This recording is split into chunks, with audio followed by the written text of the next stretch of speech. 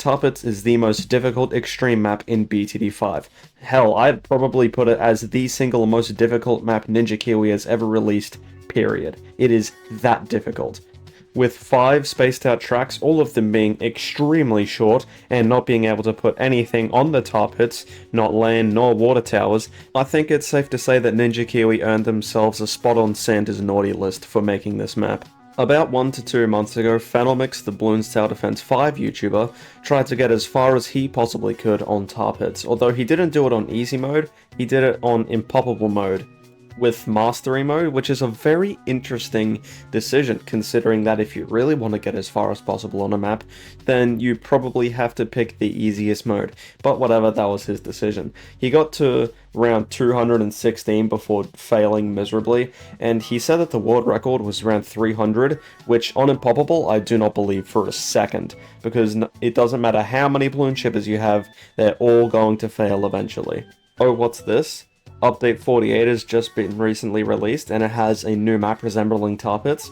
Oh, I'm sure Ninja Kiwi definitely won't add a secret feature that turns one of the easiest maps in the game into the hardest map in the game. They would never be sadistic enough to do that. So yeah, Ninja Kiwi has brought tar pits to BTD6, and it is the hardest map in BTD6 now. And I don't mean that like as in, oh Brazio, it may be a little bit more difficult than Bloody Puddles or Ravine, but it can't be that impossible. Yes it is, you literally cannot beat it on chimps because you can't get past round 6. Not many of you may know this, but before I played Bloons Tower Defense 6, I actually, for a few years in primary school, played BTD5 on the school computers.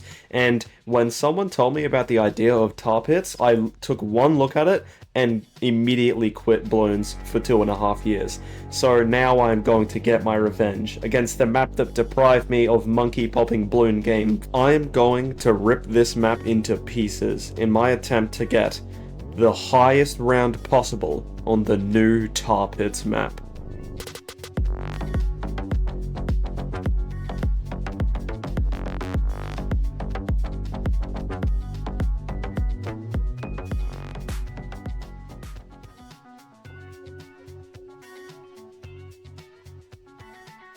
How does one do a late game on a true expert map such as this? With the more ridiculously hard maps in this game, such as Bloody Puddles, Ravine, and the map literally called #ouch, the only person who I've actually seen do proper late game runs on this is Macan Ruled in his Lucifer's Sanctum series, where he tries to get to round 300 on the expert maps in the game. That's a pretty good video series, I do recommend watching it. In that, he gets to around 300 on 7 of the expert maps out of the 10 that were out at the time he started, and then some complications arose and he had to quit the series. But he did have the goal of reaching around 300 on every single one of the maps. So that is my goal today, reaching around 300. And in retrospect, it probably would have been a smart idea to do this in Challenge Editor, because DDTs become a nightmare later on, you'll see why. But like I was saying before, this map is 5 lanes of absolute pain. As you can see, the path that the balloons take is they exit out of one of the 5 entrances of the map, circle around each tar pit once, and then go back into the entrance of which they came, completing the track length. And from watching a Punji BTD video, I believe the track length is a little bit under 9 seconds. That is a lot shorter than most of the other maps in the game. From memory, I think the only ones that might be shorter is the shortest path in Ravine and Blonde, the shortest map in the entire game, although that one isn't actually as hard because it's the amount of tracks and line of sight blockers that make a map difficult. But skipping forward a few rounds, as you can see, we are starting to build up our merchantman army in the center of the map. Once again, I have absolutely no idea why I didn't choose farms at the beginning. They would have made me a lot more money quicker.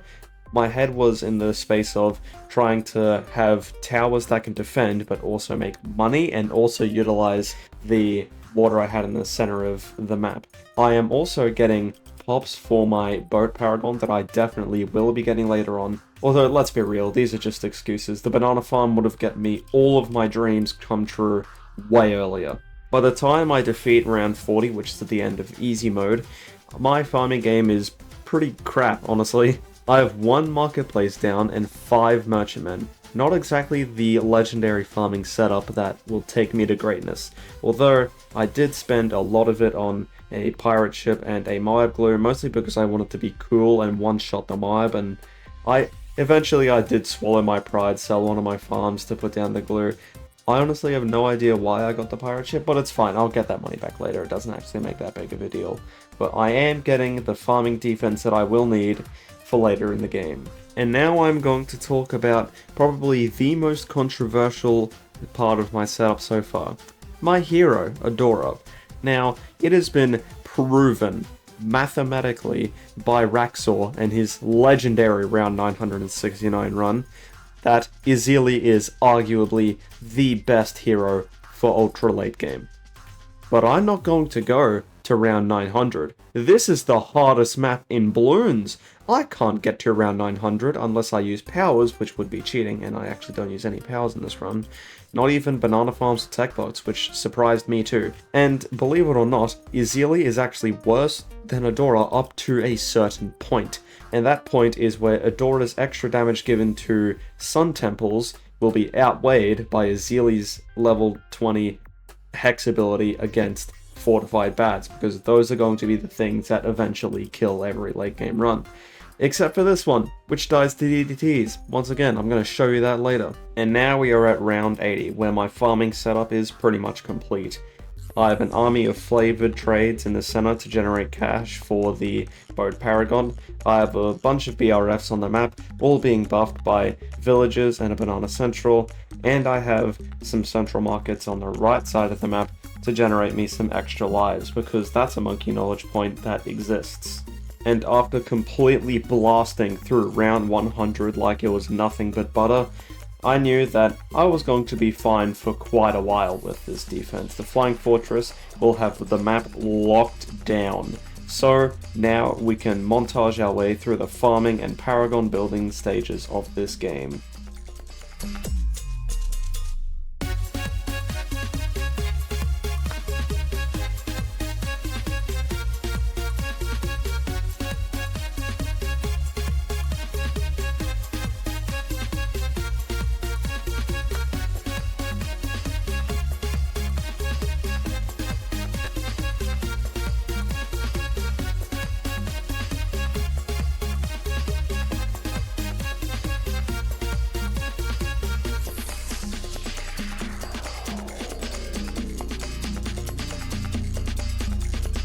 So about those DDTs, yeah, I've been hyping this up for way too long now. I may as well just say how I died to DDTs, and I'm going to be completely honest here. I didn't actually think this bug would return, because YouTubers actually playtested this map before it was officially released, and since the track length could change from 1 lane to 5 lanes, the balloons, especially DDTs, were a bit sketchy. So DDTs were small, they could like instantly exit, there was all sorts of bugs, but Ninja Kiwi fixed most of these before the map was actually released.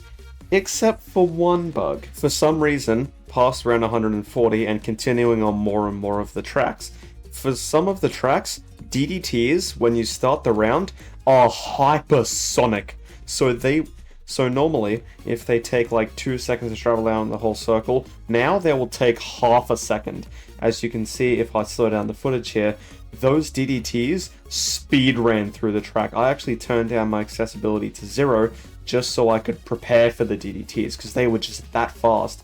The reason they were getting stopped is because A, I had stalls on all of the tracks, and B, because I had a Megalodon and the Navark attacking them before they could get any further. And Ninja Kiwi might not fix this for a few days to a few weeks after I make this video. Hell, they don't watch my videos, so this bug might go unnoticed for a while, because no one's crazy enough to do tar pits on late game. So, for the time being, if you want to try and beat my record for this challenge, just be prepared to have, like, a few 100,000 monkey money, because those DDTs are going to make you die in real life. So just know that every single time a DDT spawned out, and they're one of the more common balloons in this game, just know that I had 6 heart attacks and needed 15 different medications just to make sure that my blood pressure didn't make me explode. But now I have pretty much all the paragons and towers that I want. I might be expanding it a few times over the next few tens of rounds, but that is it for this setup. And now all we have to do is see how far we can make it.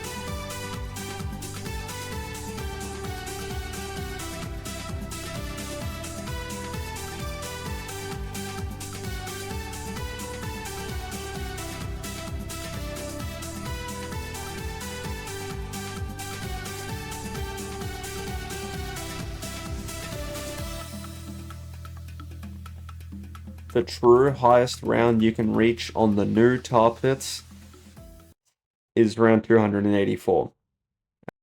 At least that's how far I could go. You see, at round 284, the DDTs decided to stop playing nice. They decided that they were done mucking around, April Fool's was over, and on all 5 tracks, they blitzed through my defense, killing me instantly before I even had a chance to pop any abilities. Now, I could continue like I have been doing for the past 84 rounds or so. Yes, these DDTs have been a nightmare, but at this point, I've been using continues for ages. Point is, I am not going to try this again.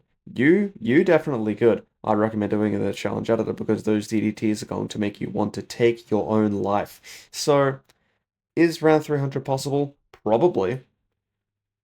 Can you optimize this run? Yes. My farming in the early game was horrid. It was atrocious. And I reckon you could get further than me simply by using Ezeli maybe. Because Ezeli on this map with the Energizer and the Final Harmonic teaming up to like reduce her ability cooldown like crazy would probably actually might be more useful than Adora because fortified bats are a problem, but DDTs are also a problem, and using Azilia's ability or totem would really help. Anyway, that's it from me, and I will see you again next week with another challenge. Or when I just decide to upload again. Who knows? What else is it that YouTubers say? Oh yeah, subscribe! I've been trying to get to 3,000 subscribers. I'm shocked that I've made it to 2,500. But road to 10K, here we go.